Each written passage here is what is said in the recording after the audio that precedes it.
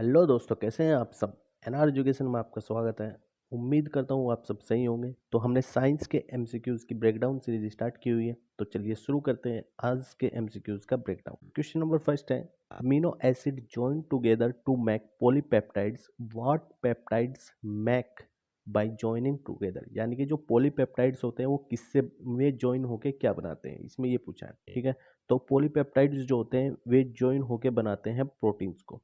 जो amino acid होता है उनके जॉइनिंग होने से क्या बनते हैं, पॉलीपेप्टाइड्स बनते हैं। और जो पॉलीपेप्टाइड्स होता है उनके जॉइनिंग होने से क्या बनते हैं, प्रोटीन बनते हैं। ठीक है भाई, अब चलो अमीनो एसिड को समझते हैं ये क्या होता है। अमीनो एसिड देखो, ये हमारी जो ह्यूमन बॉडी होती है, मतलब हमारी बॉडी में ये क्या होते हैं, 20 अमीनो एसिड पाए जाते हैं। ठीक है, 20 टाइप के क्या होते हैं, अमीनो एसिड होते हैं। अब देखो एक और चीज समझो, अमीनो का जो ग्रुप होता है वो क्या होता है, NH2 होता है। इसका जो फंक्शनल ग्रुप होता है वो क्या होगा, NH2 होगा।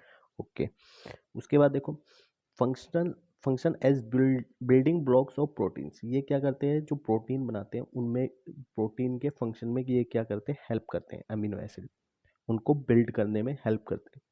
उसके बाद जो 9 टाइप्स के अमीनो एसिड होते हैं, 9 जो अमीनो एसिड होते हैं उन वे क्या कहलाते हैं, कंसीडर्ड इसेंशियल अमीनो एसिड होते हैं। ठीक है, अब ये क्या होता है, they must be consumed in diet, मतलब इनको डाइट में कंज्यूम करना क्या होता है, बहुत नेसेसरी होता है। उसके बाद जो 5 टाइप्स के क्या होता है, नॉन, उनको क्या बोलते हैं, नॉन इसेंशियल। ठीक है, मतलब इनको कंज्यूम करने की ज़रूरत नहीं है, इनको जो ह्यूमन बॉडी होती है वो क्या होती है, अपना आप ही इनको बनाती है।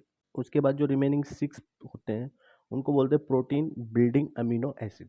ठीक है, ये क्या होते हैं, एक सर्टेन लाइफ तक ही होते हैं। तो हम बोल सकते हैं जो 9 अमीनो एसिड होते हैं वो कौन से होते हैं, इसेंशियल होते हैं। जो 5 होते हैं वे कौन से होते हैं, नॉन इसेंशियल होते हैं।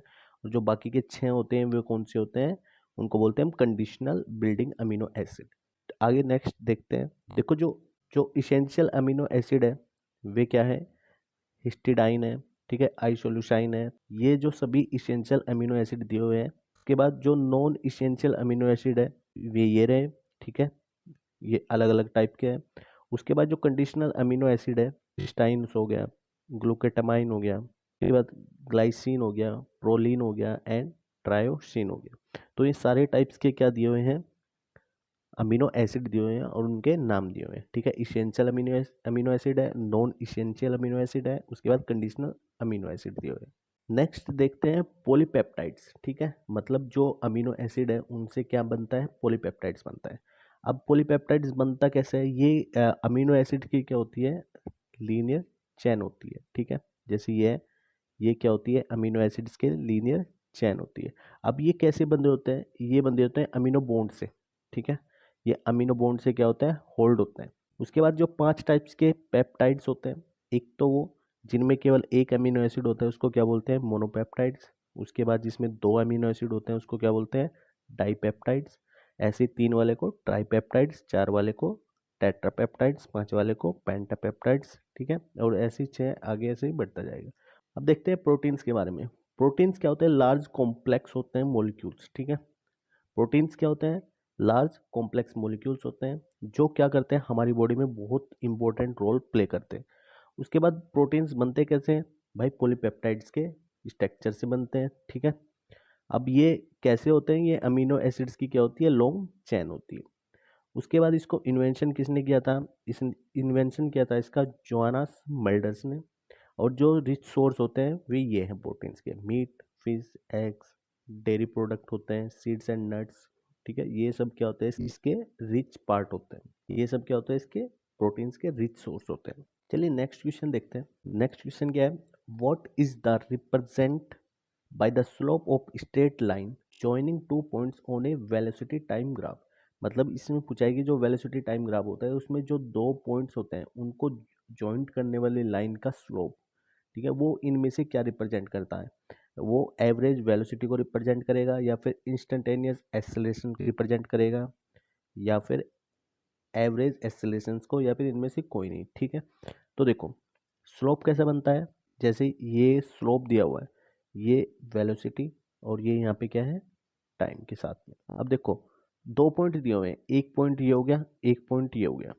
तो 2 पॉइंट दिए हुए, दोनों पॉइंटों को जॉइंट करने के लिए जैसे ये ए पॉइंट हो गया और ये क्या हो गया बी पॉइंट हो गया, तो ए और बी को पॉइंट करने से जो स्लोप बना, ठीक है, इस स्ट्रेट लाइन का क्या बना स्लोप बना, तो वो स्लोप क्या रिप्रेजेंट करेगा वही इसमें बनाना है। देखो जो ये स्लोप होता है वो रिप्रेजेंट करता है एवरेज एक्सेलरेशन को, ठीक है, तो इसको समझते हैं थोड़ा। देखो यहाँ पे क्या है वेलोसिटी और टाइम में क्या है ग्राफ दिया हुआ है, तो यहाँ पे t1 पे वेलोसिटी कितनी है v1 है, मतलब जो t1 पे वेलोसिटी कितनी है v1 है, और जो t2 है उस पे वेलोसिटी कितनी है v2 है। तो अब ये यहाँ से यहाँ तक का मतलब एक लाइन को मिला दिया हमने।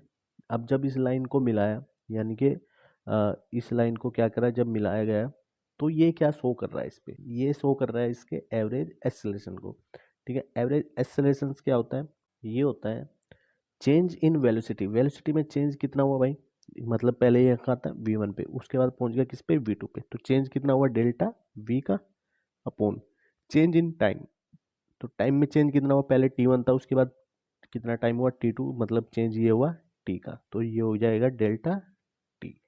तो ये क्या शो करता है, ये करता है एवरेज एक्सेलरेशन को, ठीक है।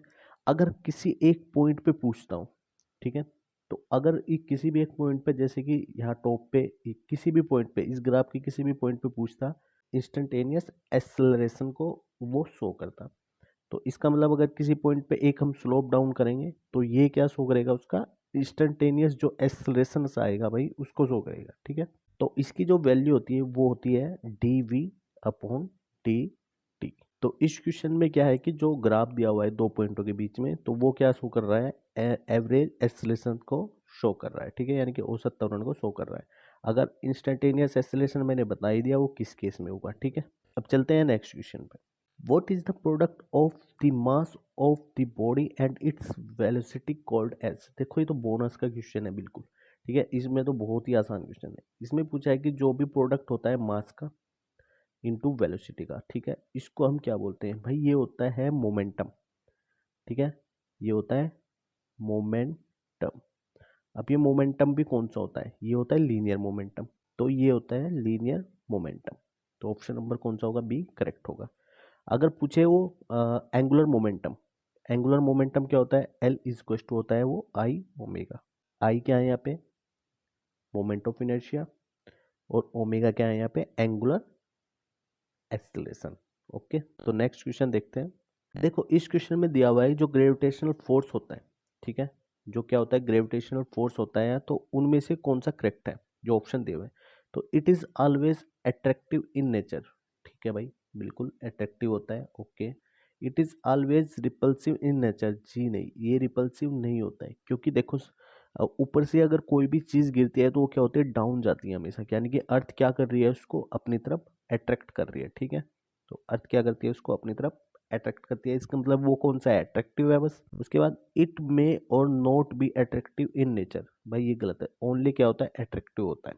अब देखो ग्रेविटेशनल फोर्स आया तो थोड़ा ग्रेविटेशनल फोर्स के बारे में देखो, तो जैसे दो बॉडीज है, एक क्या है m1 एक क्या है m2 है, और बीच की डिस्टेंस क्या है r है, तो इनके बीच में जो फोर्स लगता है तो ये क्या होगा अट्रैक्टिव फोर्स होगा, यानी कि F और F दोनों क्या होगा इक्वल फोर्स लगाएंगे एक दूसरे पे, तो जो फोर्स लग रहा है F इसकी जो वैल्यू होती है वो क्या होती है G m1 m2 upon r square, ठीक है, तो ये क्या होता है इसका फॉर्मूला आता है निकल के।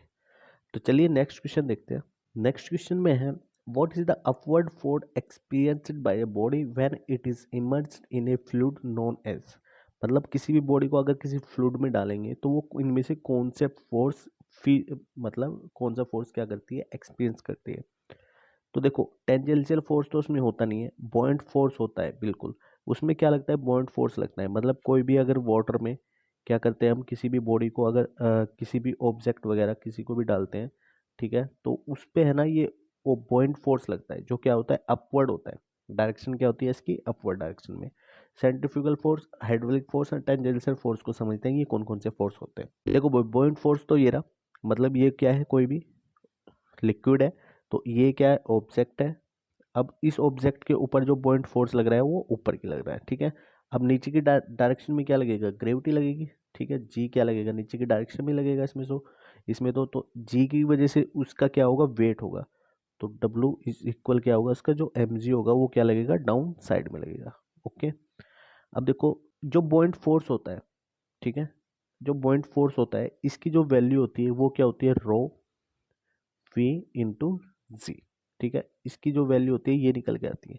अब रो क्या है, यहाँ पे डेंसिटी है किसकी, फ्लूइड की। ठीक है, जो जिस भी फ्लूइड में है वो उसकी डेंसिटी। वी क्या है यहाँ पे, वी है वॉल्यूम डिस्पैच्ड बाय ऑब्जेक्ट, मतलब वॉल्यूम डिस्पैच्ड जो किस ऑब्जेक्ट ने किया, किसका, वाटर का, जितना वॉल्यूम उसने डिस्पैच किया, ये वी है। अब चलिए नेक्स्ट फोर्स को देखते हैं कौन सा है। अब इसमें देखो हम टेंजेंशियल फोर्स, सेंट्रीफ्यूगल फोर्स को समझते हैं क्या चीज़ है। देखो सेंट्रीफ्यूगल फोर्स हमेशा लगता है किसकी तरफ, सेंटर की तरफ। ठीक है, यानी कि ये क्या लग रहा है, सेंटर की साइड में लग रहा है। ये क्या होता है, सेंट्रीफ्यूगल फोर्स होता है। तो सेंट्रीफ्यूगल फोर्स एफ सी की जो वैल्यू आती है वो क्या होती है, M V square upon R. इसकी जो वैल्यू होती है ये होती है। अब टेंजेंशियल फोर्स लगता है हमेशा टेंजेंट के अलोंग। ठीक है, अगर किसी भी पॉइंट पर हम निकालेंगे टेंजेंशियल फोर्स तो वो क्या होगा, अलोंग होगा। ऐसे ही क्या होगा, वो अलोंग होगा, एफ ऑफ टी। ठीक है, तो टेंजेंशियल फोर्स क्या होता है, किसी भी पॉइंट पे अगर हम टेंजेंट्स को ड्रॉ करेंगे तो उसके अलोंग जो फोर्स लगता है वो क्या होता है, टेंजेंशियल फोर्स होता है। अब देखो हाइड्रोलिक फोर्स क्या होता है। हाइड्रोलिक फोर्स में क्या होता है, जैसे ये वाला यहाँ का एरिया क्या है, ज़्यादा है, इस वाले का एरिया क्या है, ज़्यादा है, इसको हम A2 मानते हैं। यहाँ पे क्या बनते हैं, A1। इसका मतलब जो A2 है वो क्या है, यहाँ पे ज़्यादा है A1 से। अब यही इसका एप्लीकेशन है, मतलब यहाँ पे इसका मतलब यहाँ पे एरिया कम है तो इसका मतलब यहाँ पे फोर्स को भी हम कम लगा के यहाँ पे फोर्स हम क्या कर सकते हैं, ज़्यादा मिल सकता है। इसका मतलब जो F होगा वो कम लगाना पड़ेगा, किससे, F2 से। ठीक है, यही क्या है इसका हाइड्रोलिक फोर्स का एप्लीकेशन। चलिए नेक्स्ट क्वेश्चन देखते हैं। Which of the following is the largest group of mammals. ठीक है, जो मैमल्स होती हैं उनका लार्जेस्ट ग्रुप कौन सा होता है। तो इसके चार ऑप्शन दिए हुए हैं ना, तो इनमें से कौन सा करेक्ट है ये आपको क्या करना है, इसका कमेंट करके बताना है।